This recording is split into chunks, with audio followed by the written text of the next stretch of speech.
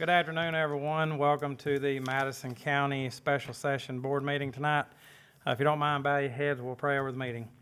Dear Lord, Heavenly Father, Lord, I want to thank you for all the many blessings you've given us. Lord, thank you for everyone that's represented here tonight. Be with us and watch over us on our way home, and just bless this school system and everybody that does work for it. Thank you for all these names. Thank you for all these things we ask in your holy name. Amen. Mr. Superintendent. I recommend approval of the agenda dated July 1st, 2025. Motion. Second. I have a motion and a second. Do I have any discussion? All those in favor? Aye. Aye. Informational items? Yes, sir. We're going to start with Mr. Counts and the career tech updates. Good evening. Good evening. Hello. I have a slideshow presentation. You're gonna pull it up real quick.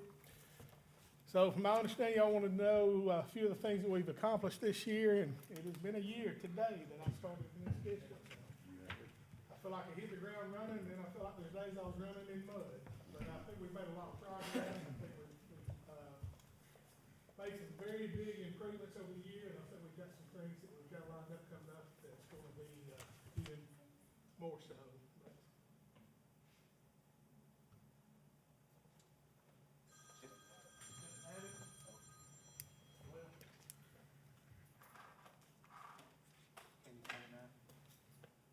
I'm sorry? I'm trying again.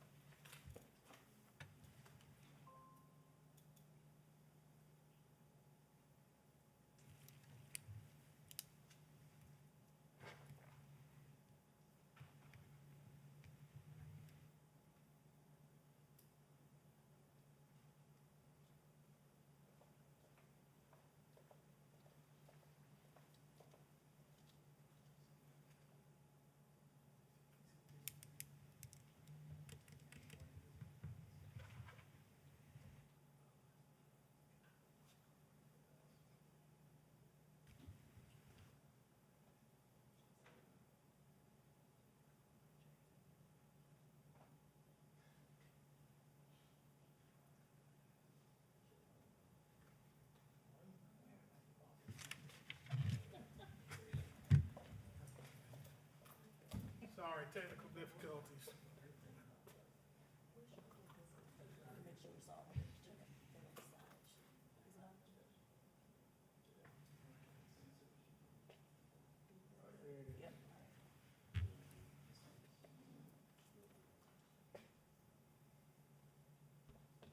Can y'all hear me all right, or I need to stand in front of this? I'm pretty loud most times, so. If you'll use the mic, that way it picks up on the stream. Okay, thank you.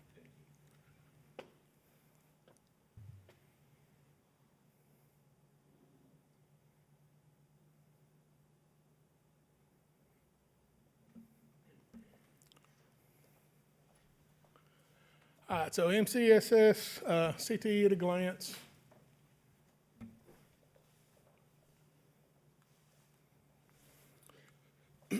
So I figure we'll start with some accomplishments. I can't talk tonight. So we were able to update the academic guide this year. There was a lot of things that had been left on there that was outdated. So it took a lot of sorting through with Dr. Adams and myself to go through, take away a lot of the codes that we had in there that were the codes that were even in Power School still that were outdated classes. Career Tech changes at a rapid pace. Sometimes every 3 or 4 years they're updating the course names and codes. So it had just somehow got slipped by. We were able to update all of that. Also, we've identified new program opportunities that we felt would better serve the kids at the schools. And we're looking still at that every year. We're going to look at that, and we'll talk more about that in a little bit. And then we started talking about the certifications and the program declarations. There was a lot of information that some of the principals and counselors were not aware of about how we even start or hold programs. So what we had to do was go through, had a lot of discussions about that, and that led us to figuring out what programs were actually offered there, what they thought were offered there, and then we had to sort through and declare those programs. So We were able to hire a new career coach. That was an additional career coach. We had 4 allocations from the state, and we were able to get an additional one, giving us one for every high school. And I'm actually still in the process of applying for an additional one. My goal is to have an additional one that works just with the middle schools, just because I think it's early enough that we can get in there and talk to these kids and they can start making those decisions, because they're taking the courses in 9th grade. And they're coming in there and they're not really prepared. They don't know what's going on. They don't know what's offered at their schools. So we're trying to get in there and let them know that information early enough that they can make an informed decision. It's going to be even more so important when we move into the Diploma B option. So I think that those kids can know what options are available to them. They can go ahead and get that CRI, that completer status, and they can meet that criteria early on. Youth Science.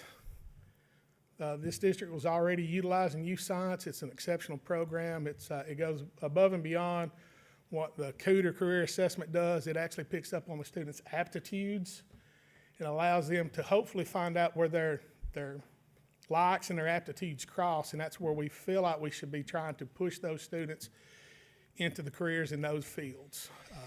They still have an option to take the courses that they want, but it may introduce them to a field that they may not know that they're even, they have the abilities to enter into. So I think we're about 95% of all 9th graders took the Youth Science assessment this year, which is up about 30% from last year. So we made great strides with that. We pushed it. We were avid about getting in with the career prep instructors. They take it as part of the career prep program. It's a good couple days for them to get in there, and it works good with the career prep program. So these guys are in there, and the career coaches are pushing it with them. And then we actually started introducing it to the 8th grade. We went out, some of the 8th grade counselors wanted to do it themselves. Some of our career coaches were able to get into the middle schools.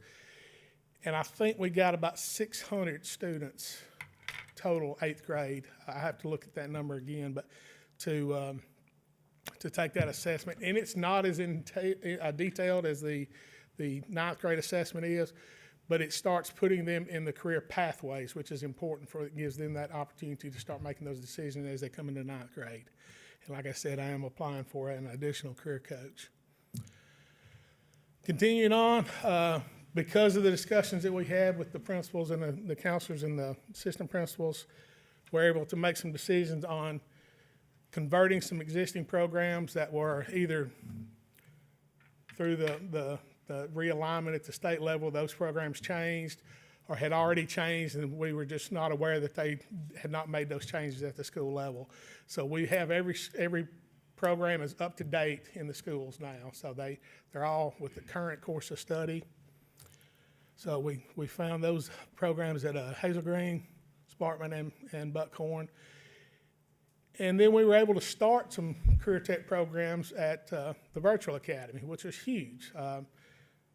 At that time, they were not counting the Edgenuity career tech programs. So we were having problems with kids not being able to earn CRIs, because for you to earn a CRI, you have to be in a declared program. So if there's not a program at that school, there's no option for them to get that CRI for the career tech CRI.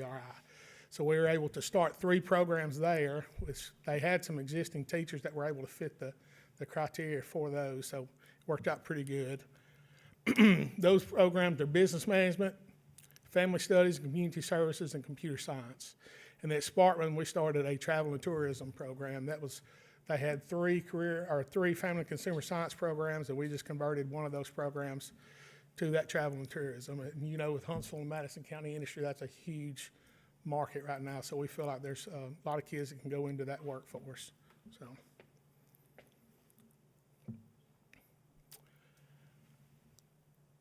So we were able to bring back programs to Madison County. So for whatever reason beforehand, we had lost our engineering program, and we were sharing a unit with the Virtual Academy to do our culinary arts.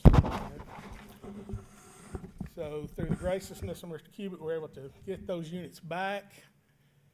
So we're in the process. I had offered a job to a young lady who is an actual engineer. She's not a math or science teacher, but she is an engineer that's coming back into the workforce after being a stay-at-home mom.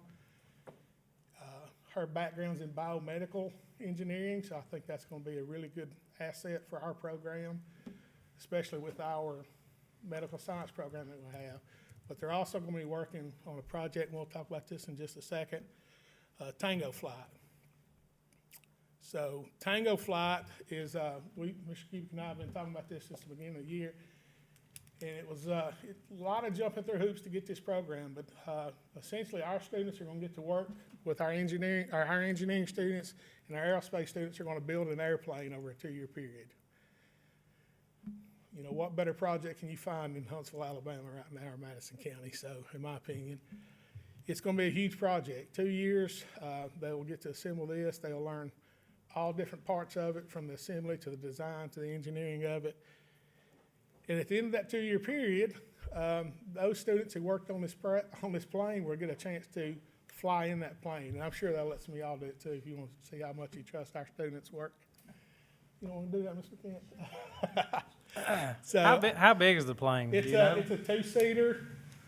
So it's not an experimental. They call it a. I'll drive it. You'll drive. No, you don't get to fly. I'll drive it. You get to ride in it. So, but Chair board member. yeah, I think it's a really cool program. We're the first ones in North Alabama to do it. Airbus was instrumental in bringing it to South Alabama because of their plant down there. So I'm very fortunate that they approached us about this. Mr. Couch, Yes, sir. going back to your engineering program, how many instructors do you anticipate having in that program? How many students? Instructors, Instructors in engineering, just one. okay? So I mean, that's gonna cover, engineering's a very broad topic. absolutely, it runs the gamut, and that's what I explained to them whenever we went over, in the process of the interview. They all have their specialty, but, you know, engineering students, when they go through engineering school, they cover a lot of the facets of it also. Then they're like teachers, they specialize, you know, we get general baseline education courses, and we take specialty courses. First 2 years engineering's pretty much similar, and then they specialize in 3 or 4. So one instructor, and how many students do you anticipate? Right now, we have 29 students enrolled in that. There was a lot of uncertainty this year whenever we rolled out the application because there wasn't an instructor in place. So when we met here, we had open house at the center 2 months ago, and there were some very excited people in there. Because I met with them and I told them, you know, we're currently in the process of looking. We haven't been able to post the job yet, but at that time, I had a young man that I had interviewed for a position for engineering that we had here in the district before. He wasn't ready to make that move, and I felt like he would be coming here when it came open then, but he ended up not taking that position. But like I said, I feel like we had the young lady I interviewed, I feel like she's going to be a very strong asset. You know, she's never been a classroom teacher, so that's part of Dr. Adams and myself. We're going to have to be concentrating on working on her classroom management, things like that. But as far as the engineering side of it, I feel like she's going to be very, very capable. And like I said, we have the curriculum, so the curriculum is very broad also. It's a lot of hands-on stuff, and that's what I've explained to her, that we want hands-on. The kids that are coming here are not the kids that want to sit in a classroom and do math problems all the time. They want to do the hands-on stuff.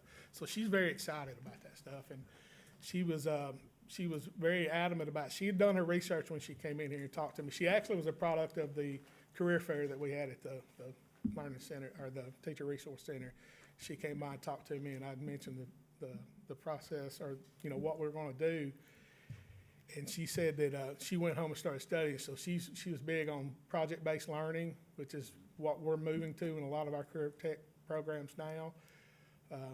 We're trying to be a simulated workplace in a lot of things, so our students are going to be clocking in and out. They'll have ID badges and they'll scan in just like our staff does. So, and then there's going to be a lot of project-based learning. They get given a scenario and they have to develop a solution to that scenario and then do the project. So, does that answer your question, Mr. Beer? Yes. Okay. All right, any other questions on that guy? I know that's the beauty of career tech, and I tell people that all the time. We don't have to hire what I consider to be a classically trained teacher. We're getting someone with that industry experience that knows what's going on out there right now. And I think that lends to us being able to produce a better product, in my opinion, but not against classroom teachers, because I've got one of those degrees as well, so. But, so yes, Tango Flight, we've already started getting some partners. Avian Solutions has already donated a small check. They're looking at, this is their local office. I met with some of the guys from Avian Solutions several weeks ago, and they're wanting to see what they can do on a larger scale and get involved, and not only monetarily, but mentors. And that's the big thing with the Tango Flight program is FlyQuest, which is a local Huntsville program. They are actually recruiting mentors right now that are going to come in, and a lot of these could be people from aviation industry, or they may be the local plane builders that are building these small project planes too. So they're going to run the gamut of experience levels there too. But the thing about bringing those mentors in is these are putting our kids in a position where they can get those industry contacts, where they can leave our program and go straight to work. And maybe my goal for most of our career tech programs is for our kids to come in here for 2 years, starting in 9th and 10th grade, and leave and enter into a co-op or an internship opportunity, have their foot in the door. So, but, all right. Increased dual enrollment opportunities at the local school, at the Career Tech Center. We've already had discussions with Calhoun about offering an EMS program that's going to go along with our fire science program and our law enforcement, but it also works in with our health science program, because a lot of those students are going into that area as well. So we're going to have that opportunity. And what it will be an instructor from Calhoun coming on our campus half a day, like we're doing with some of them already, and offering those opportunities. We're still working that out. I'm meeting with Dr. Hodges and a couple of their staff here in the next few weeks as well. So And these dual enrollment opportunities will be in face, not online. Yeah, yes, sir. I don't like career tech online. It's just, to me, it should be hands-on. You can do some of those things, but especially the EMS is so skills dependent, so. Is are you anticipating the EMS program? What classes are you, is it EMT? Yeah, it'll be basic. Just basic Yeah, EMT? we've looked at an EMR first, emergency medical responder first, and then hopefully we can segue into the EMT one, basic. I think that would be beneficial to a lot of agencies here. Yes, absolutely. Because they are needing emergency medical technicians and advanced paramedics, and getting that baseline study in high school would be great. Yeah, absolutely. more nurses, law enforcement, EMS, whatsoever. All right. And then we are also looking at some additional opportunities through Drake. Drake, we have cybersecurity on our campus right now through our instructor. She teaches dual enrollment with them, and then, we have a partnership with them for our cosmetology, where they pay half the salary of our cosmetology instructor.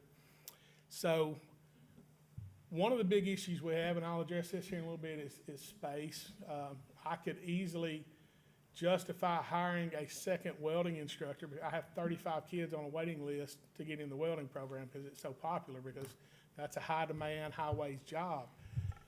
We have to limit it to 24 students per class just for safety reasons. You start overloading the welding shop with 24 kids welding and cutting with torches and stuff like that. It's just not safe, especially in the space that we have available. So I know one of the instructors at Drake, and I've reached out to Dr. Sims, and we've met with their dual enrollment people. So what's going to happen is hopefully after Christmas, our students are going to have the opportunity. The ones that did not get into our welding program, they will get the opportunity to enroll in dual enrollment at Drake. So they would be able to leave the campus there and come take, just like they would come here, but they would go to Drake and take welding classes. But we're also doing that same partnership, hopefully, with their machine tool technology, which is another high demand, high wage job, and their mechatronics, which is another one. Those are the programs. Those two programs. I know we had a machine shop program here. For whatever reason, it didn't make. You know, we're gonna try to promote that a little bit more because that's a high demand job. I mean, where I taught before in the system, you can't find a machine shop in Huntsville that doesn't hardly have a machinist from Skyline, Alabama. That's what those people do. And they're making killing, and plus they've got some of the best machine shops in the southeast are at Skyline. So I mean, there's a high demand highways job. For whatever reason, we just have not promoted it or whatever, so we're gonna work on that. And then the same thing with the mechatronics. I had all the CEOs from the industries here in this industrial park on our campus for a meeting with the mayor and the chairman and all. And that was one of the things that they were talking about. They could not find, you know, they want day laborers as well, but they can't find these skilled multi-craft technicians. So we're wanting to teach the robotics, not the robotics like where they're, you know, doing the contest, but where they're actually assembling things and packaging, stuff like that. Industrial motor controls, PLCs. So if we can partner with them to get that started, and that's an offering, and then we just got to be able to recognize those kids through the youth science and through other things, and then try to direct them to that pathway. So that's part of our goal with our career coaches is we're going to try to start emphasizing, here's the jobs that are available, here's the opportunities that we have for you to go get it, whether it's best served at their school or at our school, at one of the programs that we're trying to develop. So At what grade are we starting to talk to them about career? well, in this year, we were able to get in with the eighth graders. Not all of them. I didn't get the fifth career coach until midway through the year, and then we had some issues. So that's my goal this year. Dr. Adams and I have worked, Dr. Adams especially, has worked tirelessly to try to develop a new schedule for them so that we can get them into the middle schools at least once or twice a month to introduce these concepts. Another big thing is at the state level, we're going to be able to start counting those middle school career tech programs. In the past, we're just, I don't know exactly. I will be honest with you. I've not been in the middle schools at all this year, so I don't know what's going on out there. I know of a couple of programs that we've had, but I've spent this year trying to iron out the details with the high school programs and the things that we had going on here. So next year, I will be in the middle schools and trying to identify the programs that we have. We may be offering classes already that are, I don't know what I did, sorry. We may be already offering classes like computer science classes and stuff that will be able, or that will enable us to offer career tech programs at the middle school. But this year, we will be counting those students in declared programs. That means more Perkins money will come our way because of that. So that means we will be able to fund those programs a little bit better with materials and supplies. So, like I said, I don't really know. I did not have a record of any programs that we had in the middle schools. And I should have been a little bit more diligent about getting that information beforehand, but it's just, like I said, I felt like I was running in mud at some time, so that's a priority for this upcoming year is developing those middle school programs. Now, these career coaches from the state level, they are on the state salary matrix? They are not, and that's an issue that I would like to discuss at a later date, that we can, you know, try to. It makes it difficult. I lost my best career coach to Huntsville City this week. She's about to resign and go to work there because they pay on a 9-month teacher's salary schedule. We pay a lump sum, and I don't think there's ever any step raises the way I understand it. So it does make it difficult because it's a 10-month job. They're working 202 days, and then they're working for, you know, really no growth. And I So- appreciate you mentioning that. Yes, sir. What amount does the state give the system to employ these people? I think that allocation is $125,000 that comes with that. And that's to cover the cost of the salary and things like that, travel stipends, and then it allows them to buy materials. Like, I can't spend Perkins money on career coaches because they have that state allocation. So if we buy any kind of recruiting materials or if we buy software, currently the district is paying for youth science. If the district decides to not use that, then that would be something that I would like. I feel like that's a good program, and I'd like to continue. We were using it in the district I came from. So that's what that allocation comes from. So, you know, we'd have to do a lot of math and see where our break-even point. And I know you probably can't do it for like the full teacher scale, but at least step raises for about 10 years or so. Like, even our custodians and CMP workers get step raises. Could you do me a favor and Yes, forward sir. me by email what the state allocates, please? Okay, and it will take me, I'm gonna be on vacation after tonight, Mr. This, Byrd. this but I- doesn't have to happen tomorrow. All right, so we'll get that. I've got one question before we get started. Going back to that welding class, and you said there was around 35 on the wait list. What is that process of how do they get in those classes? Okay, so January, when the students come back, they are mass emailed an application. And it's not time-stamped or anything, but they submit that application with Are their these just first. juniors or? No, it goes out to the students that are already in the program. They get emailed an application to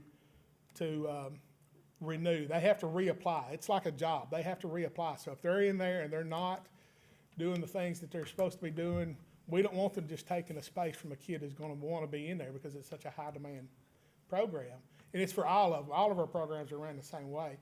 So they have to reapply to come back for the next year for those slots. And then the freshmen, and it's made available to the other students, but the incoming freshmen, rising sophomores, excuse me, not incoming freshmen, the rising sophomores will receive that email, and then they have to apply. And the students have to apply. It can only be access from their student email account, so the parents can't do it. The students have to go in, and parents can help them, of course, but students have to go in there and do the application process themselves.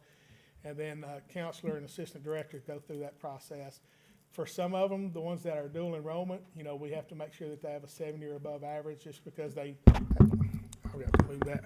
They have to meet the criteria that the college outlines for that program. But that doesn't necessarily mean that they don't get into it. We don't do that. They rate the students according to their applications. We look at behavior issues, we look at other issues.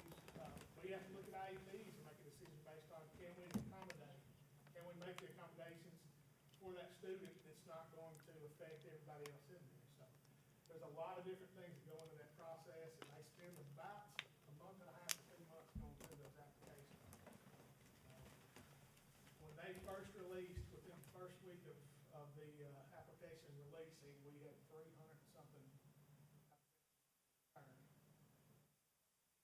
We're bringing the students, all the ninth grade students come and tour the center in the fall, so that it's fresh on their mind. It's a short tour. We're actually trying to put together some videos to link to our website. And we've got the rack cards that are gonna go out to all the schools for the counselors. They'll have a QR code for the program. So when they scan that code, it goes straight to our website, shows that video of what that program entails. Thank you. Anything else on that? And then Mr. Byrd and Mr. Best, actually, they talked to me at graduations, and we were able to work out another deal with the NAHA, North Alabama Home Builders Association. That's a program we don't offer. We have some of our ag teachers that teach some construction classes, but what to me, that's another one that's just, you can't not have a program like that. We need a construction program. I know we're limited on space and teacher units, but I mean, you can't look around here without seeing a construction site. I mean, it's everywhere. I think on average, 26 people are moving into the Huntsville area a day. So, I mean, there's housing demands are crazy. So, Mr. Byrd and I went and met with the director at NAHA, and we looked at some of the things. And what we figured out the best bet would be for us to offer that as an extended learning opportunity, the new program we're starting.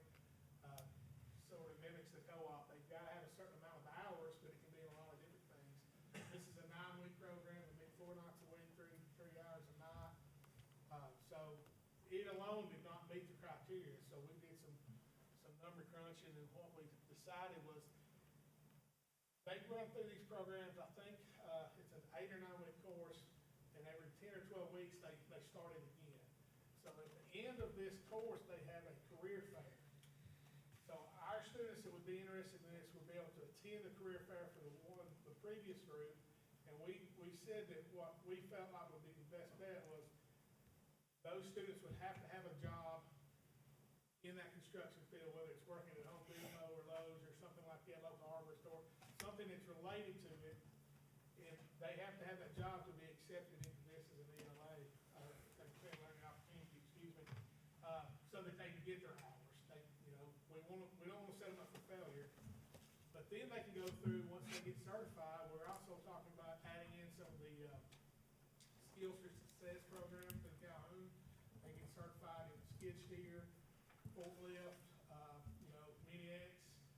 If they're old enough, they can go get their CDLs, they can learn how to drive a steamroller. So, I mean, there's opportunity for those kids to do that.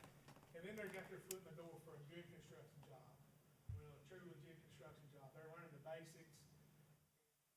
Those companies are hiring on the spot right there because they're like everybody else. They can't find workers. They just can't. So we felt like that would be a good opportunity for those students to get their foot in that industry. Then turn it into a co-op the next year or the next semester. I agree. This is something that is no cost Absolutely. for our students, and after touring the facility, and of course I've known them for years, this is a statewide recognized program that if we didn't get on board, we're missing the boat. So It's a good door to open, that's for it sure. is. I agree. Yeah, We just had to find a way to make it fit. I know when Mr. Baird, first approached me about it, my concern was it's an hour program, we couldn't find the time, so we sit down and we worked out some stuff. I called, Ms. Bass, and while we were sitting there, and we texted her, and we found out about the requirement on the hours. So that's how we come to that realization, we can make it fit, is that extended learning opportunity, and then it can turn into a co-op. Well, I want to thank you for doing that, because just because it doesn't work on the first meeting doesn't mean that we don't need to try to find a way to make it fit. And this is a great opportunity. I don't build houses. You don't want me to build a house. There's people that do that, but And I make a good living. they make a good living. You know what, I just made the roofer yesterday, so. But it's not just about building houses, it's about the whole process, and you've got to have the whole process. So thank you for doing this. I think it's a great step in the right direction, so. Any other questions about that, guys?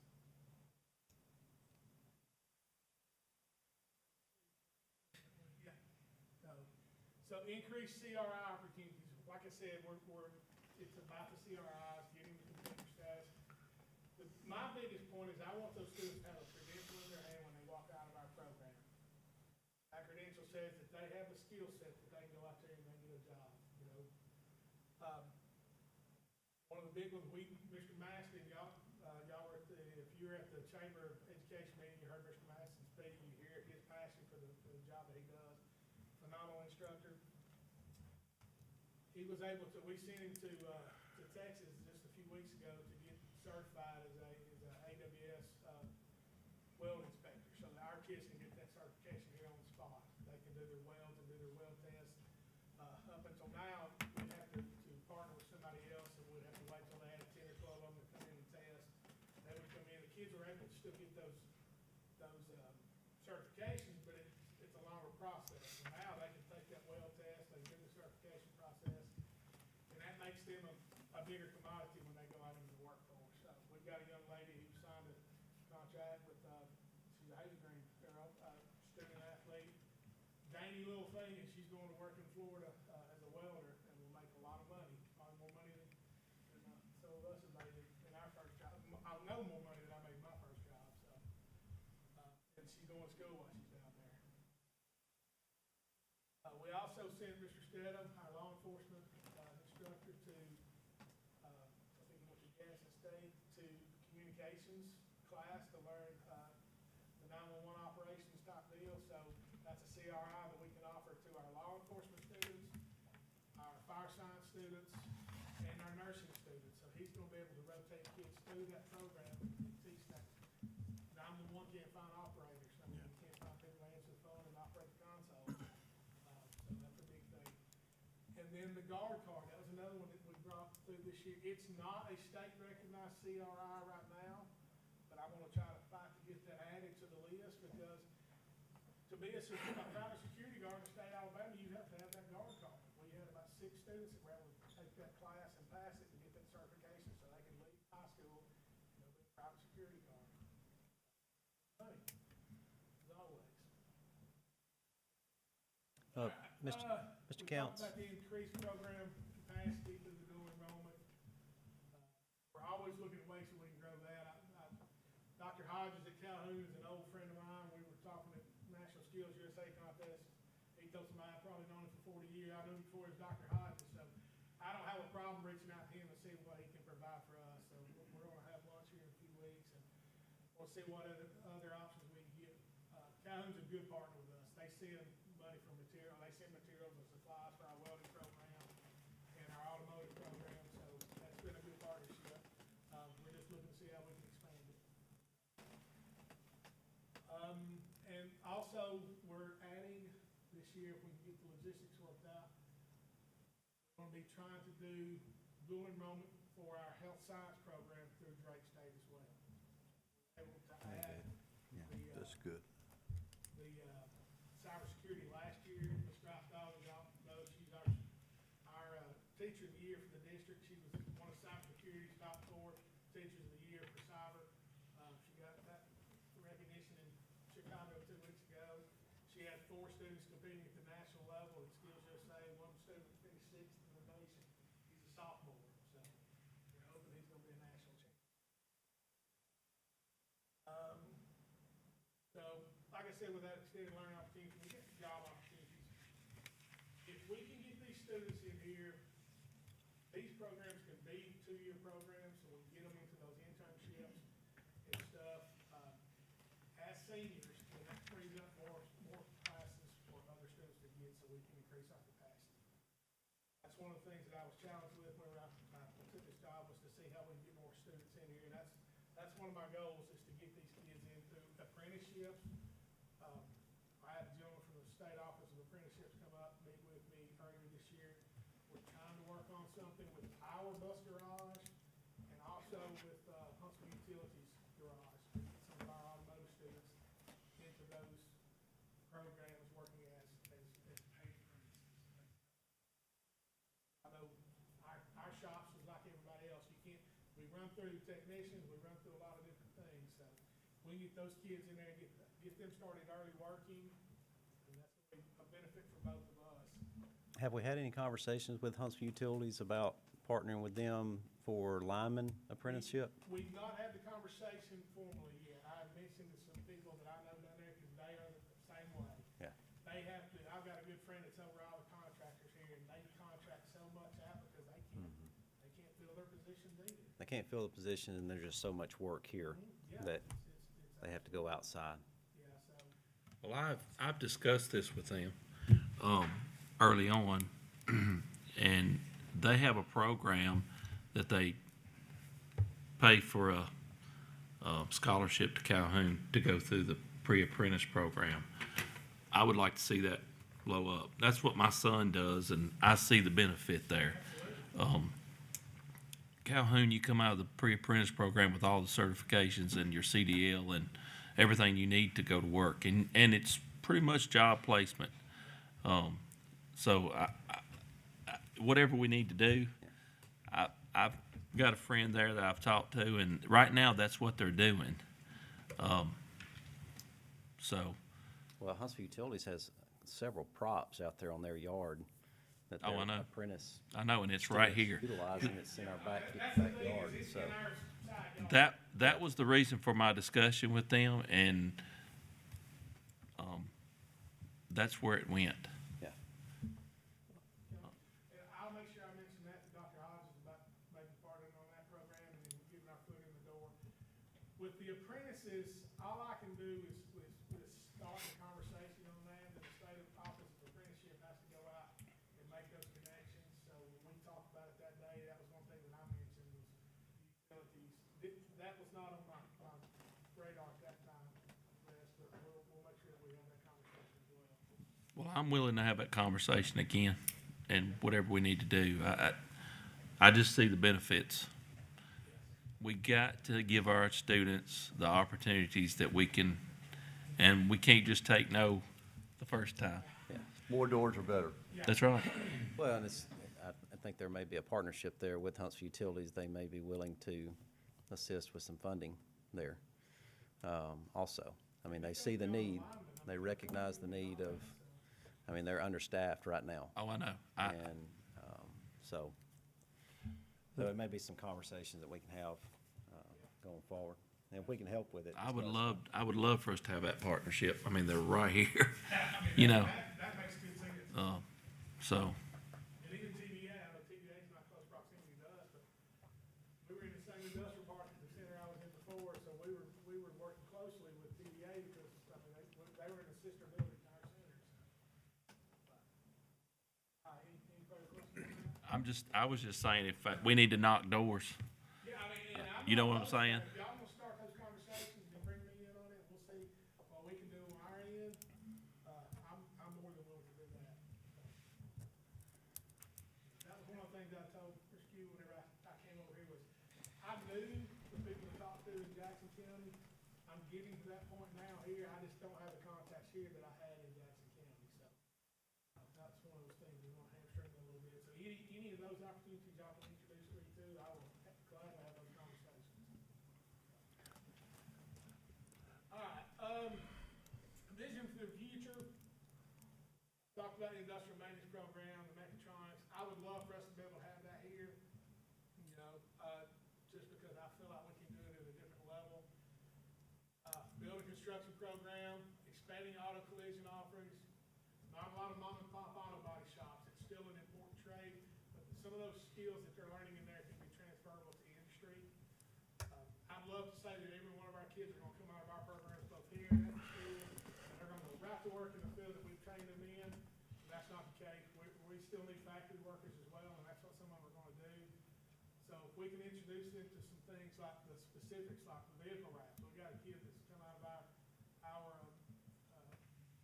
auto body program that's went to work for a exotic, or a company that does wraps on exotic vehicles. They're working on Lamborghinis and Ferraris and Porsches and stuff like that. People coming from all over the country to bring their vehicles here to Huntsville, Alabama. He's detailing these cars. They carried him to a big car show this weekend. He's gonna work as a co-op student with those guys this year. That's a high dollar industry as well that we're not tapping into right now. That's something that our kids can pick up on. As well as powder coating. Industry does a lot of different things besides just the paints that we apply for cars. Principles are the same. Powder coating, aerospace coatings, I mean, that's a huge thing. The aerospace is a little different chemical wise. You gotta do different things, but I'm trying to talk Mr. Rice into doing some things like that so we can expand those offerings for our kids.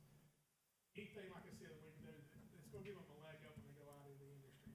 Even carbon fiber, we were able to carry some of our staff out to, not Blue Woods, it was, Beyond Gravity. And they make, the shells for the rockets and stuff like that, and they're all carbon fiber. So we actually, our aerospace instructor was with us, the one that we had before. And, they were actually gonna donate some stuff, some carbon fiber and that for the kids to be able to work on, because that's a very costly product. People wasted a lot of money, but they were able to donate some scrap material and stuff like that to get that in the hands of the kids to actually work on the same materials that they would be working in the rocket building industry. And then, you know, if we're able to implement some of these changes, I think we need to look at a new school vision statement for us. I want to incorporate words like technology and innovation and stuff like that, because that's what my goal is to try to offer the newest and most innovative programs that we can. We want the kids to be, as an ag teacher for 20-something years, I was working with old, outdated equipment, and the stuff that my kids saw was not what they saw when they got in the industry. We were able to get some money later on down the road. I wrote some grants and stuff like that to be able to put that equipment in their hands. We're fortunate that we have some money put out there into our programs here. We received an additional $215,000 of supplemental O&M money this year, over a couple $100,000 plus our Perkins grant money. So we have the money to put stuff out there, which leads me to my next one. There are limitations, it's space, guys, y'all know that, you hear from everybody else, we're building new schools everywhere. I couldn't offer another program right now that if I had to create a space to put 2 new teachers in or 1 new teacher, I couldn't do it. We just don't have the space available now because with the addition of the engineering program, taking up the last big room that we've got some small meeting rooms. Storage, next week I'm gonna order some Connexes, Mr. Kazor and I looked at some spaces out here that we're gonna get to, put some Connexes in, just to get some stuff out of some of the shops. You know, our law enforcement and our fire science are sharing the same lab space, so their stuff is overlapping, so we're gonna put a small 20-foot Connex out right behind their facility to store the stuff that they're not currently using. That way that they can do their training and whatever inside, especially on the day. They're outside a lot, but on the days that it's cold and rainy and windy and nasty, then they're inside there doing some training. And they would both like to have a little small workout area, because that's part of the training on that is the physical fitness. If those kids start competing in the contest at the Skills USA, then their agility and so they need a small workout space there, so we'll try to implement that as well. How much space are you needing? I know bigger is always better, but how much space are you needing to get And I what you really wish need? I had that right now. I had started the process of doing a design for what I would need, and it's just with everything else in the year, I did not get it completed. I'm gonna piggyback on that, Mr. Brooks. Each one of these programs that we're missing has a footprint. For example, a new welding classroom and setup has a footprint of, let's say, 400 square feet. And I mean, that's just a guess, and it's probably reasonable. That'd be a good start.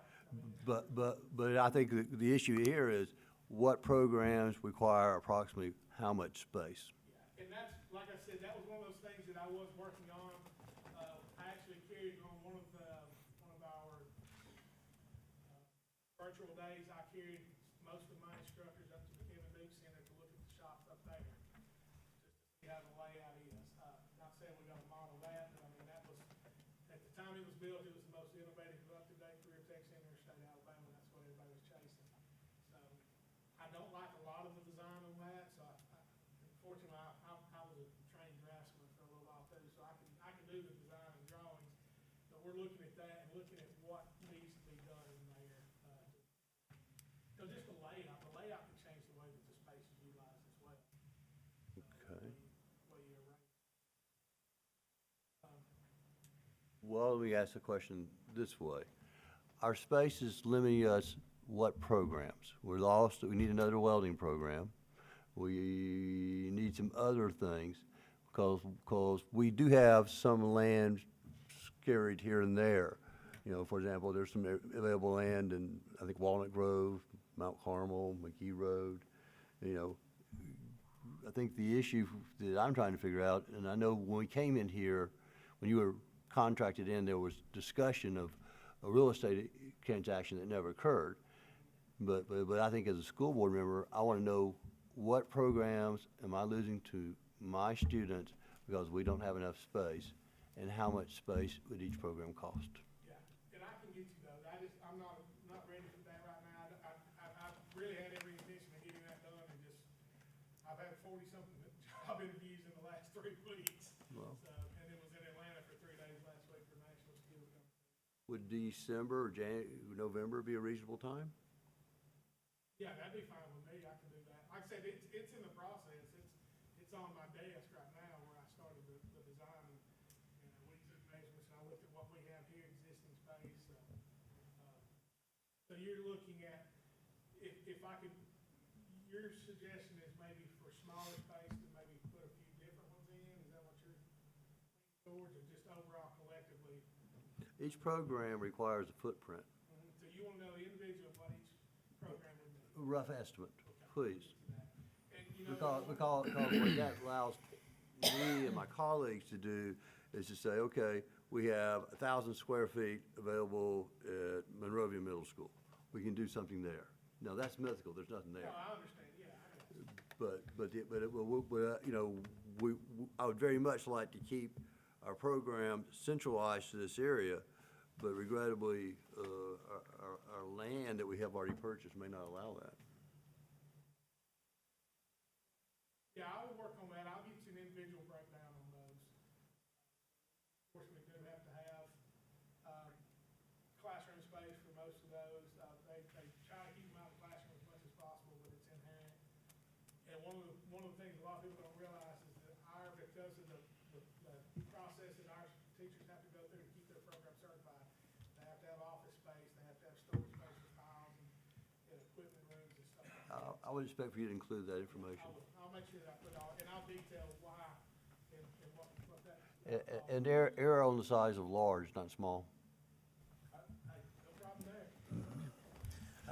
Mr. Counts, just to follow up, the communication piece that you talked about at dispatch, are you going to be offering the emergency medical dispatch and the fire dispatch certification? I don't know. I'll have to, we have one certification, and I know it falls under all three of those. Okay. I would say it's the emergency.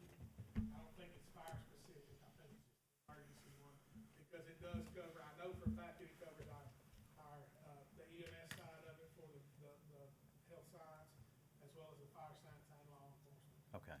Because I know there's two certifications that they require here in Madison County at the dispatch center, so I was just curious on. I know one of those is that, and all I know is it's communication, but I'm not sure exactly which one it is. Okay. But I think it may not be the exact one they require, but once again, it's one of those that's gonna get that kid's foot in the door because they've Right. already been through that Yeah. process. There could be a bridge there to the, Absolutely. And then, of course, teachers, our teachers are funded differently. We don't get teacher units based on the enrollment at the school.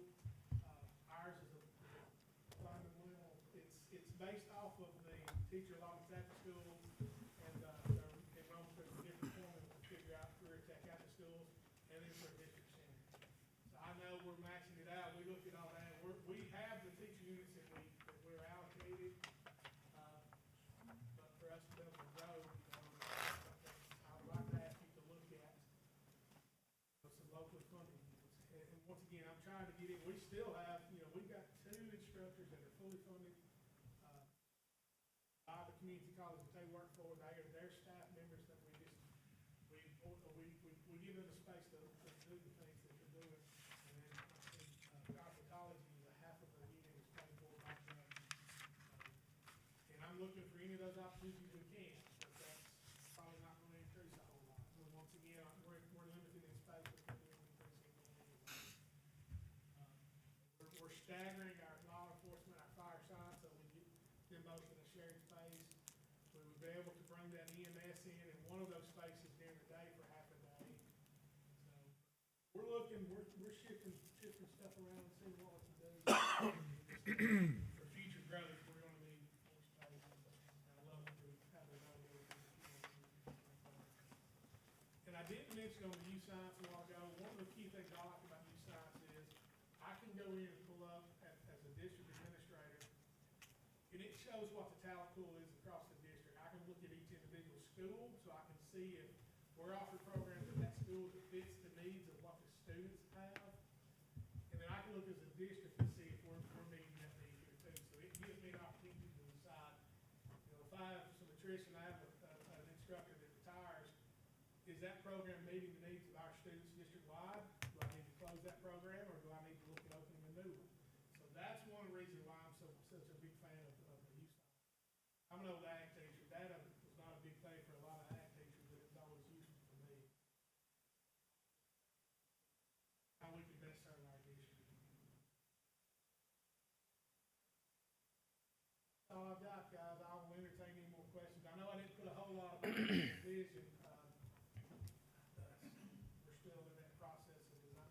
One of the things, I did mention that vision statement. I am convening a group of my instructors when we start back this year to start looking at a new vision statement. I'm not a fan of the one we currently have. So I believe that a little bit. Mr. Collins, thank you, sir. Absolutely. Appreciate it. thank you. Thank Sorry you. it took so long. I didn't plan on taking that. Thank you, sir. Ms. McCants, Mr. Perkins? You notice he pointed at you, Ms. McCants. Delegation.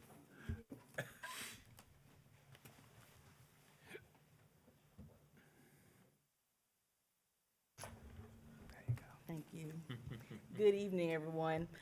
For those of you all who don't know me, my name is Marcia Griffin McCants. I'm Director of Equity and Innovation. I want to go over some proposed revisions to our Code of Conduct and our handbook, okay? So before I go over the proposed revisions, I want to talk about how we even got to this point of these proposed revisions. I like to make well-informed decisions. We do like to do that as a district. And I will say that we started with our Discipline Advisory Committee that is composed of CO personnel, principals, teachers, assistant principals, bus drivers. I think it's important to note that the advisory committee was not just comprised of our certified staff, but also our support staff as well. Also, we collaborated with our discipline equity consultant, Dr. McDaniels, who works for the University of Alabama. And then we also got advisement from our DAC committee, which is our Desegregation Advisory Committee. We meet monthly, and so they did look over some of these proposed changes as well. So when you see the slides, I want you to notice that usually on the top of what comes first is what is in our current Code of Conduct, and then the proposed changes will have those highlights. This has also been emailed to you all so that you can refer back to that if you have any questions about it. First thing per the discipline consultant is going to be to take out the word criminal. So wherever we have criminal in our Code of Conduct, we are replacing that with the word severe. Okay, I have page numbers here also if you want to refer back to that. But anywhere we see that word criminal, we'll replace with severe. This is another example of where we have criminal in our class 4 violations, and we use or replace that with severe. This is just another example of replacing that criminal with severe. Other recommendations from the discipline consultant was moving the word offense, and this was also a recommendation from the LDF DOJ. The DOJ. So on pages 3, 21, and 24, instead of using the word offense, we changed that to behavior. And then if you could see that violation S30.3 for sexual offenses, we changed that to sexual contact because contact is a vocabulary that is used under that code. Other changes include specifying the definition for expulsion. This comes from House Bill 188, and since in their vocabulary they spell that out, we're going to do that in our Code of Conduct as well to make sure that we understand that expulsion is for more than 90, less than 180 school days per incident for disciplinary purposes. Other changes that came from that House Bill Act, I have the Act number here and the page numbers for your references throughout the presentation, is that if you look at the top, again, that is the current Code of Conduct. It says that for Class 3 actions, 5 days of ISS or OSS and disciplinary hearing, it is not guaranteed that a student will get a disciplinary hearing, okay? It's a pending hearing, and that is why we changed that vocabulary to match the law. And then also, we need to include that a written decision will be sent to parents within 5 school days after the hearing. Other things that were added, page 6. This recommendation came from our Discipline Advisory Committee. On the committee, we had a behavior interventionist. And so when we talk about consequences, a lot of times, especially when you are a disciplinarian like myself, we don't think of other consequences like discipline essays, reflective practices. So we have proposed to add a consequence, which is a reflective essay. And it's just giving the students another opportunity to understand the behavior that they did. So for reflective essay, it just uses disciplinary action. It's a written response where they reflect on their reasons behind their behavior, who did it affect, and what would you do differently moving forward.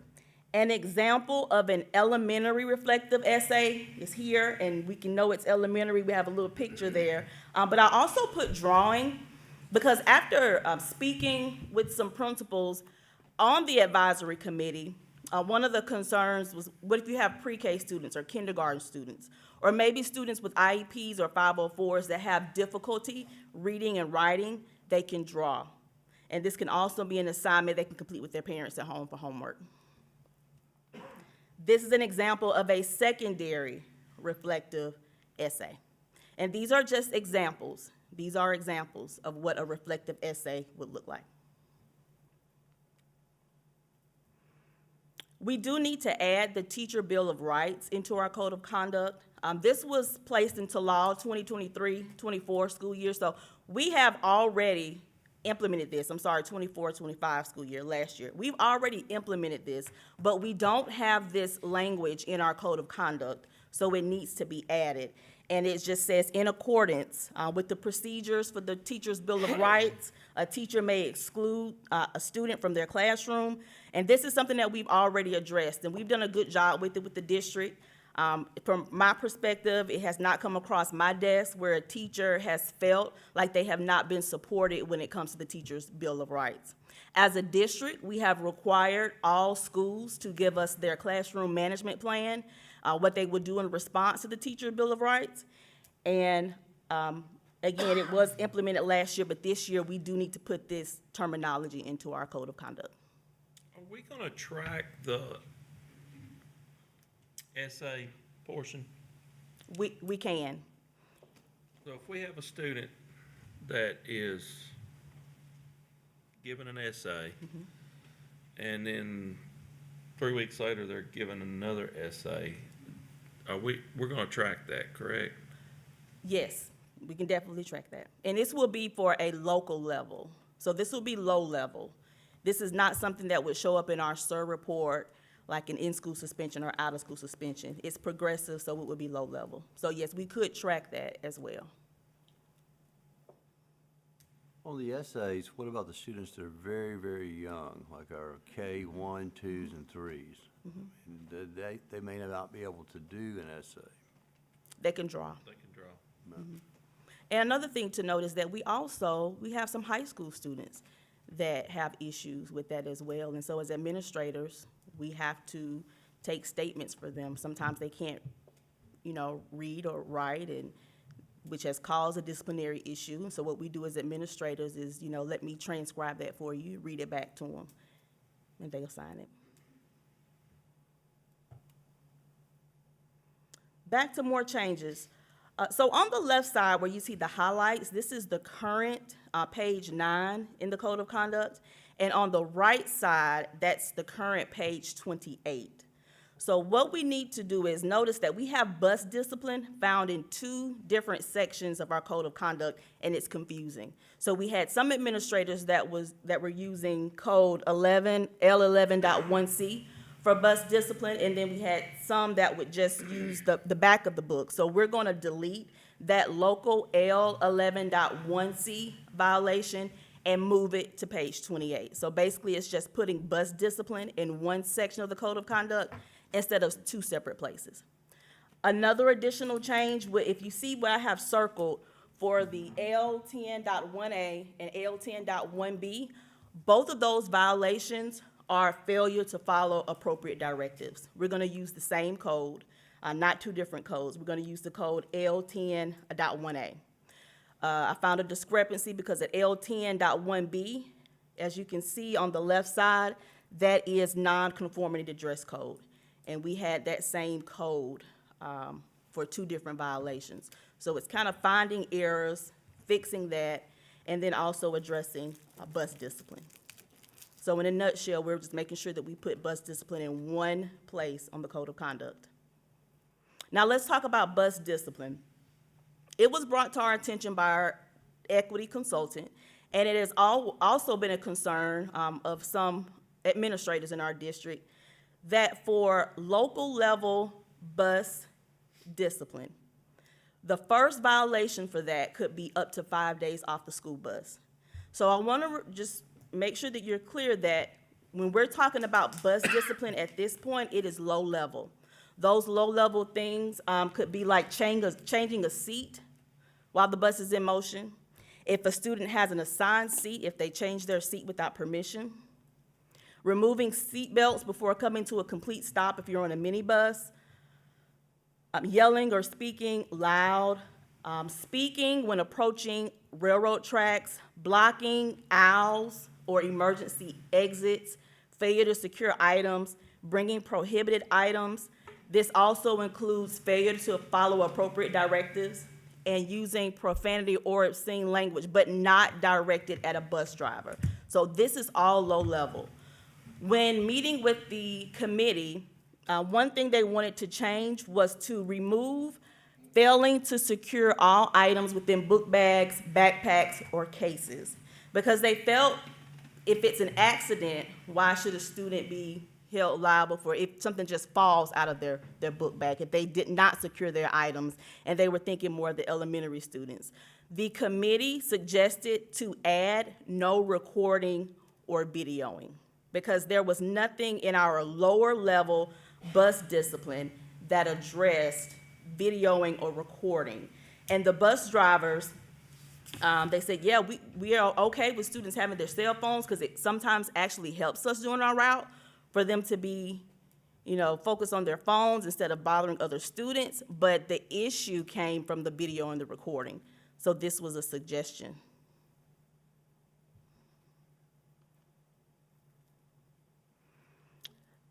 The equity consultant advised us to change our bus discipline. If you look on the left side, we currently have 4 steps for consequences if a student was in violation of those local level behaviors, okay? So you block the aisle, you're out of your seat. Look at the first violation. You have the driver notifies the administrator consults with the student, they notify the parent, and bus suspension up to 5 days. What we noticed is that we had an increase in our bus discipline because a lot of schools were going straight to the 5 days off of the bus. Yes. And so what we have proposed is that instead of we start with the first violation with the bus suspension, that start at the 3rd violation instead of the first violation. Again, this does not include class 1 or class 2 violations. So we're not talking about vaping or fighting, disorderly conduct, using profanity towards the bus driver. That is totally different. We're just talking about low level. So with the new proposed consequences, the first bus violation would be conferencing with the student, notifying the parent, the student gets a warning. The second violation, the driver will complete the referral, just like they should have the first violation. The administrator conferences with the student and the parent, and the student completes a reflective essay. The third violation is when you can have up to 3 days off of the bus, suspended from the bus. The advisory committee wanted to have the option for grades 6 through 12 to be moved directly from violation 1 to violation 3, skipping the reflective essay. I'm trying to be very sensitive. Who makes the decision to do a 5-day? The principal? The administrator, The yes, administrator? yes. And you have some who were interpreting automatically on first offense, it was 5 days off the bus. And the concern that the equity consultant raised is when a child is suspended from the bus in some situations with families, they don't have another way to get to school. So bus suspension, she looked at those pretty seriously. Because that means 5 days out of it. Basically, it's a 5-day out of school suspension if the family won't transport. But it says up to. It says up to, but you have. It some doesn't that say won't. you must do. It says up to. It says up to 5 days, that's right. So that means they could go up to 5 days for the first violation. That's why we definitely need to revise it. Well, I'm gonna be honest with you. We say bus driver, and I do not want them using profanity toward our bus drivers, but I also do not want them using profanity to my child. And, to me, it's not a minimal offense, but I digress. I'm sorry. Yes, sir. The reason why we skip for 6 through 12, we assume that they are old enough, mature enough, and they already know this material. Yes, that is what the principals gave us feedback.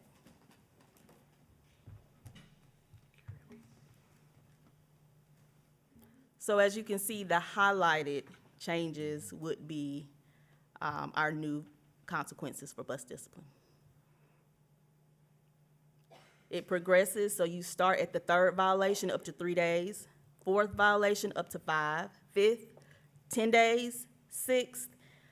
It depends on the grade level, so K through 5 up to 20 days, grade 6 through 12, the remainder of the semester, and at the 7th bus violation, K through 5, suspension for the remainder of the semester, and grade 6 through 12 up to 90 days suspension. And this is for the entire school year. It does not reset in January. Can you pull, you and Mr. Perkins, somebody give us maybe data from the last year or last 2 years on it? Because I think I'm picking up what Mr. Vest says. I don't think I put words in his mouth, but as we know, as our, support staff, bus drivers have a tough job already, what it is. And I know your hands are tied and our hands are tied as a district on certain things. You can inform me, after this is over with the stuff, but do some kids really need 7 times to be able to, given 7 chances, like if they're not gonna do right, they're not gonna do right? Right, I agree. But just remember this, it's the low level. So if it was profanity, they could be written up for a class 1 depending on how they use that profanity. Because if you're using profanity towards a student, that could be written up as harassment. It could be written up as bullying. And then we wouldn't even look at this. We would be looking at out-of-school suspension. Is that all the discretion of the principals? Is that how they do that, or? as far Yes, as they the- would, yes, As far as how it's written up? yes. So the bus driver would complete that referral and they would be given due process. So I do think it's important to know that these consequences right here are for the low-level offenses. These aren't the class 1s, the class 2s, or the class 3s. Class 1s, class 2s, class 3s, class 4s are the upper-level offenses. These are local kind of, it would be the equivalent of being in a classroom with a teacher or something of that nature. But these are not the high-level, upper-level offenses. These are those lower-level offenses that that they don't move to our CER codes at the State Department. Those class 1s are higher-level codes. Those class 2s are higher-level codes. And those follow the consequences that's outlined in the class 1, class 2, class 3 in the code of conduct. So these are those low-level offenses. That would probably fall under like disruption on a school bus, under that. Yes, absolutely. So I do understand, because I feel the exact same way. We love our bus drivers and we need to keep them. We need to keep them. Well, my struggle is that the low levels turn into class. Absolutely. And my struggle is with an essay, it might not fix the problem. And I do not want to over punish a student, but I also want them to learn from their mistakes and do better. I'm holding back very well. But I appreciate the work y'all have done on this, but it does cause me to pause a little bit. Mr. Vest, what I saw is that usually, and I'm not saying it always occurs, is that when a student's removed from a bus for 3 to 5 days, and that parent's required by truancy laws to still take that kid to school, generally that kid has a different attitude, because mom has had to arrange for a relative or a friend to get that child to school to obey the truancy laws. There are some knuckleheads out there, and there's a knucklehead on every bus, I'm sure. But starting off at 3 days is going to get their attention that this is a privilege, and that's the big method. But I'll submit to you that up to 5 days means I, as an administrator, can do 1 day, and that puts a lot of pressure. I agree.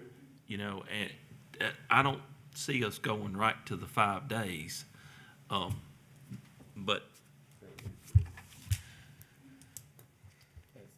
that's their option though. I understand, but up to, Think of this is, if you think of this in relevant to a teacher, this is classroom management for the bus. You know, they have their own rules on how they deal with their classroom management. That's what this is, cause these are those you know, petty little things that kids do from time to time. And that's why they have a separation for 6-12 and they have it for a PK-5, you know, cause there's gonna be a little bit more of, there's some more severity to the olders than there is the youngers while they're still learning. So if you think about this as classroom management, and then everything from 1s, 2s, and 3s are the ones that go to the principal for severe discipline, it might help you to understand this concept a little bit better. I understand it, I just don't understand why we can't, the up to 5 days, I mean, that could be 2 days, that could be 1 day, it's up to. But it's still up to 5, and they can take advantage of all 5 if that's what they so choose to. You can't legislate common sense. So, and the other part is you gotta remember that they've been working on this for the better part of 2 years now because of the incidents with our LDF, our DOJ, and the discipline review, consultant and everything else. So there's been a lot of, they fixed things and they've had it submitted and then they got changed and so this is kind of where everything has kind of come to the head and this is where it's kind of settled at this point. And we are still working with that. You know, we're still working. It's not done Once we yet. get your feedback this evening, we will send this, off to them for their review. Okay, I'm just gonna say what I'm thinking then. Go ahead. I don't wanna water down something and cause more problems. I don't want us to over-discipline by no means, but I don't wanna water it down. But I also don't want to let the bus drivers feel like we're not supporting them. That's where I'm going with You that. gotta balance this on both sides. And you did have a bus driver We had two lead drivers on the, on your committee? yes. And I mean, I support them. That's the reason why I'm supporting them. One thing I think you need to consider about these changes is that the way your current code of conduct was written, there were different options for people to interpret them differently. If you put it this way, then all of the kids are being treated the same. You know, so you've taken out those situations that can be read this way or that way. Oh. Yeah. I agree with that. Okay, And all of our buses have functioning video monitoring, right? to my understanding, yes. Moving on to the wireless communication device policy as it relates to the Focus Act. So I know it's wireless communication device policy. Those are a lot of words. I'm going to say cell phone policy because that's basically what it is. So when we talk about that, this is directly from the Focus Act, and this will be something new this year. Beginning with this school year, no student shall use or operate any wireless communication device in any public elementary or secondary school building or on the grounds thereof during the instructional day. No student may possess a wireless communication device on the school grounds during the instructional day. Using that device, it must be turned off and stored off their person in their locker, car, or similar storage location. At the bottom, I have our current board policy from 2011. So one of the main differences is that in 2011, that policy, it states that students can't have those devices while they're being transported on a school bus. And the Focus Act does not address the school bus, only the instructional day. So that is something to take into consideration. Also, the Focus Act does include smartwatches because it is a communication device. It is a communication device. So we just need to make sure that the board policy is in alignment with our Focus Act. Another thing with the Focus Act, it states that not only must we have this device policy in place, but we must also have consequences for these violations. So it just so happened that we were already having meetings with our discipline advisory committee about bus discipline. So while we were already meeting about that, we said, let's knock out the cell phone policy as well. So For those, you're familiar with the code of conduct, it's formatted this way because it fits the same local code format of our classroom managed behaviors. So that is why it's separated from pre-K through 5, 6 through 12 with first, second, and third violation. These will be new consequences added to the code of conduct, and it fits the current format that we have now. What I want to point out is that with these consequences, we are allowing the terminology when appropriate. And this is going to allow schools to continue with their current cell phone policies. Mr. Perkins sent out a survey to all principals asking them about their current cell phone policy. For those principals that responded, we took all of their cell phone policies and we made sure that their policy would fit the proposed changes for the code of conduct. So you do have some schools that say, we take up cell phones. So that is why schools have the autonomy with that when it says, when appropriate, you can have seizure of property. So the first violation would be parent contact, seizure of property when appropriate, detention. Second violation, seizure of property, again, contacting the parent, detention, and also temporary removal of class for grades 6 through 12. For the third violation, then we start moving into in-school suspension. Fourth violation, we are still at in-school suspension, but at the fifth violation, we start with out-of-school suspension. And then at the sixth violation, that is when students can be referred for a disciplinary hearing. What this does is it ensures that if a student is referred for a disciplinary hearing for having their cell phone, then they must go through all of those 5 steps for consequences. So it's not like a parent won't know, being warned with their child having their cell phone. They have plenty of opportunities, but we went through in-school suspension, detention, out-of-school suspension, taking that cell phone, and in some schools having that parent to come and pick up that cell phone. When would it not be appropriate to take the child's phone? You have some principals who have policies in place where they don't take up the phone and they don't have any issues with phones. So that is why we added the when appropriate, because it really depends on the culture of the school. Well, you also have exceptions in the law for IEPs That I understand. and medical, That I you know, understand. and that sort of thing. Yes. It is the instructional day which means that first bell Bell. till that last bell. And so, There was a lot of discussion about the busing stuff, and there's a lot of pros to letting them have them during the bus time, because it does provide an opportunity for the kids to be engaged in something else and not picking on each other and causing problems or causing mischief for the bus driver, so. And I sent all of you an email today with the model policy that the state association has come up with. It is, in some ways, there's some tweaks that are different. Some of the language is different from your current policy. So you'll need to look at that before school starts. so each individual middle school and high school has a different determination of what is appropriate. The middle schools are pretty much on the same page. The high schools, I do know of one high school that has this policy where they do take up the cell phones, but I do know some high schools that don't take up the cell phones. So if we were to take a tour of a high school and we see lots of cell phones out, do we know that it's appropriate to take them up? Depends on the principal. So, that's a good question. So are we gonna make it across the board? That's my question. You think about your school behind you, behind this building, that's a virtual school. Their phones are part of their academic day, But that's allowed in the law, isn't it? but not really. The law says for medical and for IEP, I think it is it I not? think it says for instructional purposes when, I think there is an exception for instruction. I have the exceptions. Here are the exceptions. There are 3 exceptions. So the first one is for if they have an IEP, health plan, 504. Secondly is for educational or learning purposes. And then third, if it's an emergency, threatening or life, safety situation.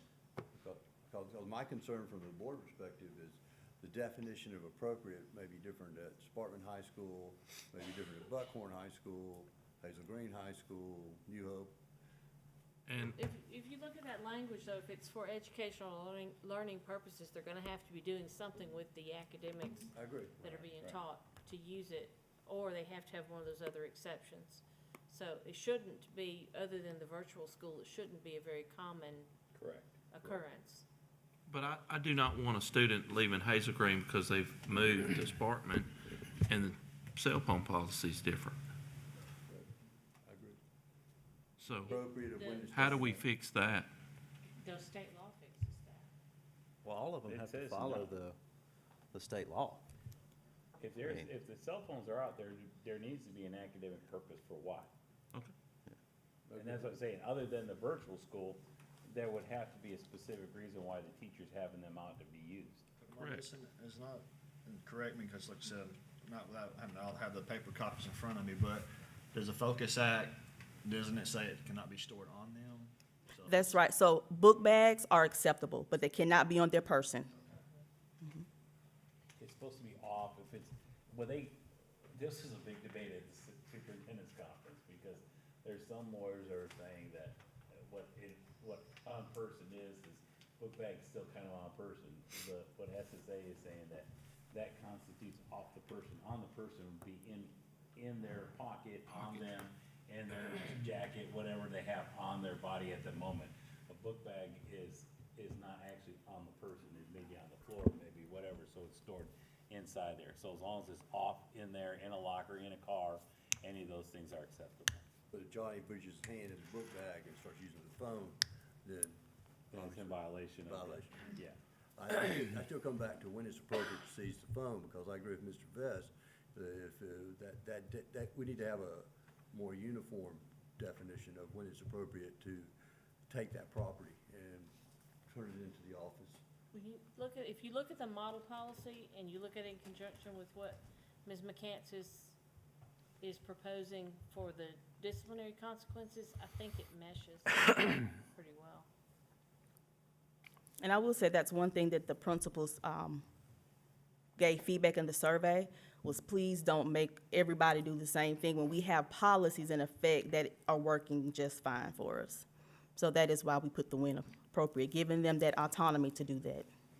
So like the individual health plan, that's for, I know kids that are diabetics and they have to, I understand that. Yes. Are we going to take just any doctor's note at any time if somebody gets, Well, if it comes from a doctor and it ends up being a requirement in their individual health plan, then you would have to accept that. The IEP part and the 504 part, I spoke with Ms. Stump, and Tasha Knight, we couldn't come up with any IEP, reason why a student's IEP would include the use of a cell phone, and weren't familiar with any that did. what about 504? They don't do 504s, and I didn't talk to Ms. Cross, so I don't think so, but That we have that I can recall, that would require, a cell phone. I think it's most likely to be an IHP with the diabetic child who's on an insulin pump. Would be the thing that comes to mind.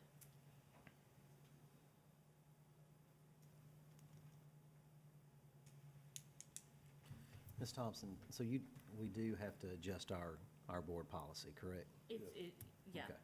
Shouldn't take too much. No, Ours is pretty good, it's just Yeah. a little bit. You- Just incorporating some new it's language? basically some definitional changes and things like that.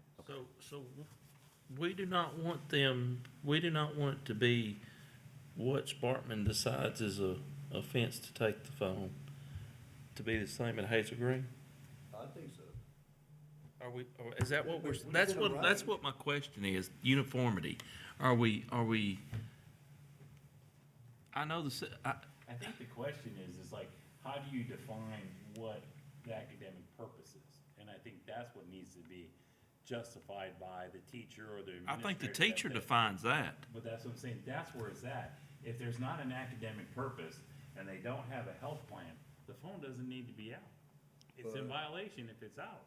And I think everybody agrees with that too, Mr. Cubic, but I think the question is, it says when appropriate, the phone gets removed from the student and placed at someplace in the school.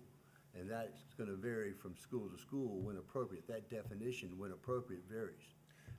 It's no different than any other codes where they have a selection for the first offense that they can pick from for how they're going to address that incident. And for some schools, that is automatically, they take the phone up first thing, and then that is acceptable as a first offense.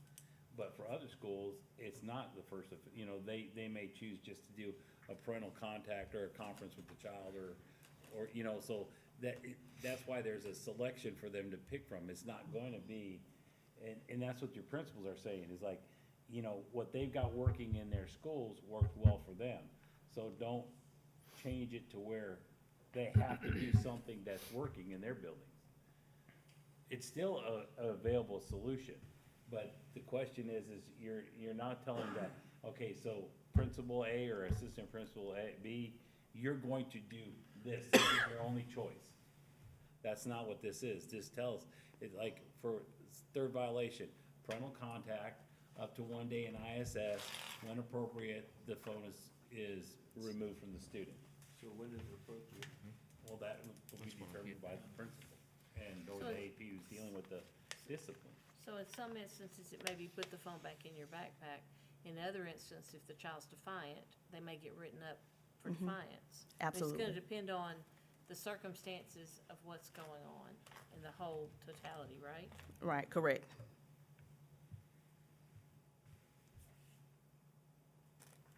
So when we walk into school, we should not see a phone. Shouldn't see a phone. If they do, they should be doing something academically with it, or it should be a child with a health plan. That's right. Now, and there may be a case where there's a 504 or an IEP that we don't know, but we haven't been able to come up with anything that would fit that definition at this point. But you better not say that it won't be, because as soon as we say that, there will be something that will happen, and it'll be. Phone or a smartwatch that goes the same. Correct. Correct. And those smart glasses, any type of electronics. So your policy talks about pagers and things like that, and now their definitions. So just a few years ago, we had Yeah, bring your own device. The Now definitions are it's- now. Yeah. Now it's not. No, bring no Tablet, Bring no computer, device, a okay. laptop computer, a pager, a gaming device, a smartwatch, AirPods, or any other portable electronic device that Kids has can't the have beepers. capability of exchanging voice messaging or other data communication with another electronic device. We're going like, no beepers? No beepers, no No pagers beepers. either. The students would be like, what's a Yes, Doc. beeper and a pager? What is that? They They don't know would what that take is. it. I bet they would take it. They would take something. What you got, Doc? Just a reminder, last year, we removed all student access to cell phones off of the Wi-Fi as well, so. Step forward. Yeah. In some of the high schools, it's pretty hard to actually get cell service, especially at one area. So it comes back to the question Mr. Vest has expressed, and I too. I believe you cannot write into a code of conduct or law or policy common sense. But I would still like to have a similar definition of when it's appropriate to take a kid's phone. And what I mean by so that we don't have a situation, one high school, the kid's phone remains in his locker or it gets put in his backpack, another high school for the same thing happening, the child's phone is taken to the office. Well, some of our schools don't even have the option for lockers, That's true, So but they're the gonna- high school should. you know. High schools and middle schools do. Ms. McCants, you did say that you reviewed all the current policies Yes. that we have at all of our schools, and they all comply with the new Focus Act. Yes. Okay. And so I know that some of our principals that do not take up cell phones, and they're not having any issues with cell phones, they would have an issue with being made to take up cell phones. And it's a liability as well, especially if you're not someone that can keep up with your own cell phone, Right. and you lose $1,000 cell phone, then we move into another issue.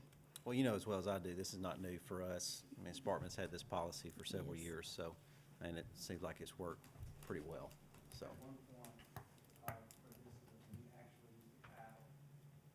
It was an option. We had some of our schools that would paddle, and then we had some that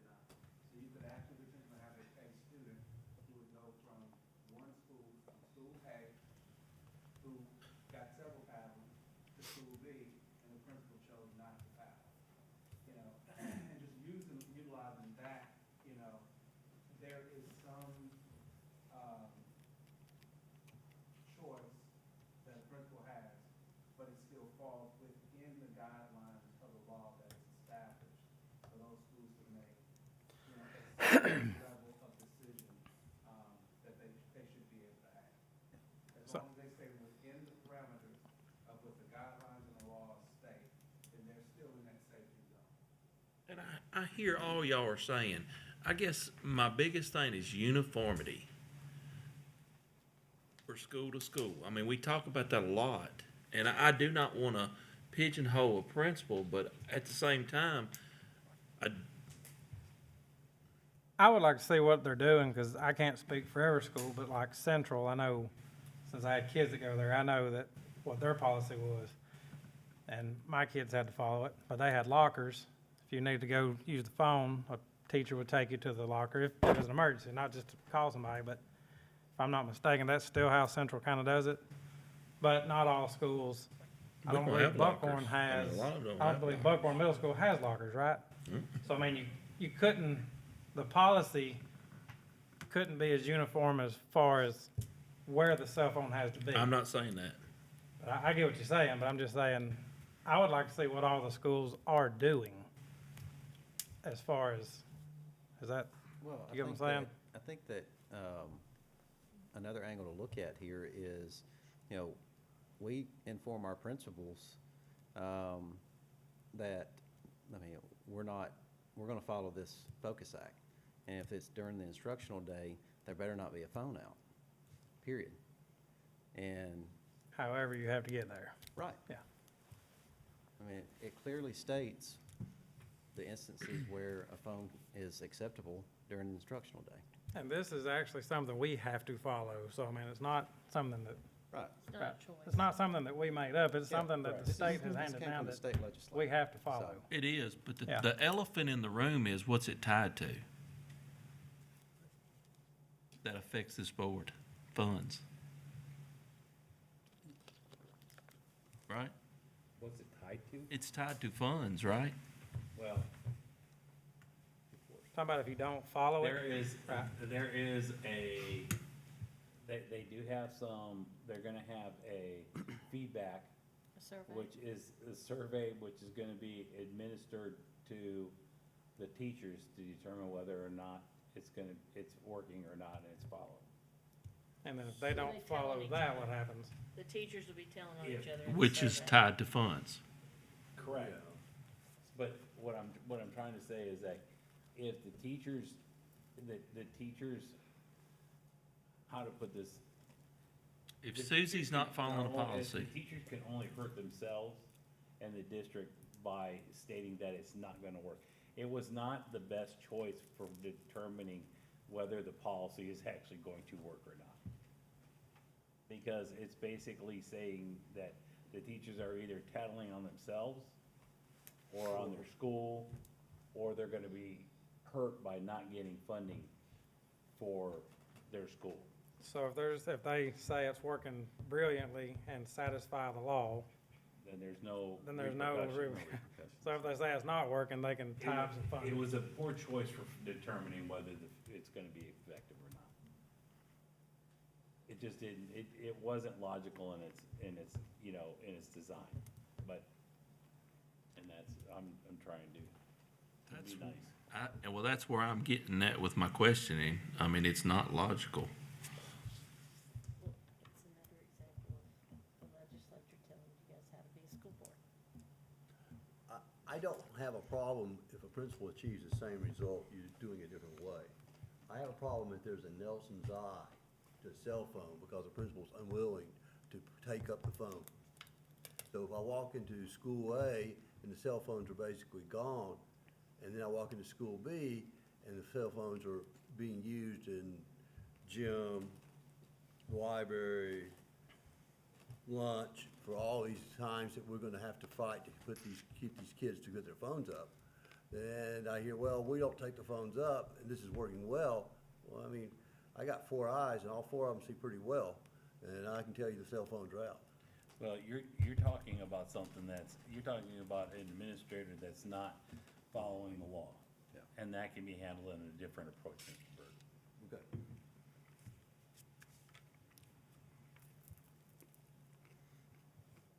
So this is a summary of the proposed changes to the Code of Conduct, changing the terminology, defining expulsion, adding pending, the written decision for disciplinary hearings, adding the reflective essays, bus discipline, and adding our cell phone policy. On to the student handbook changes. There were not a lot of student handbook changes, but I do want to point out some of the changes.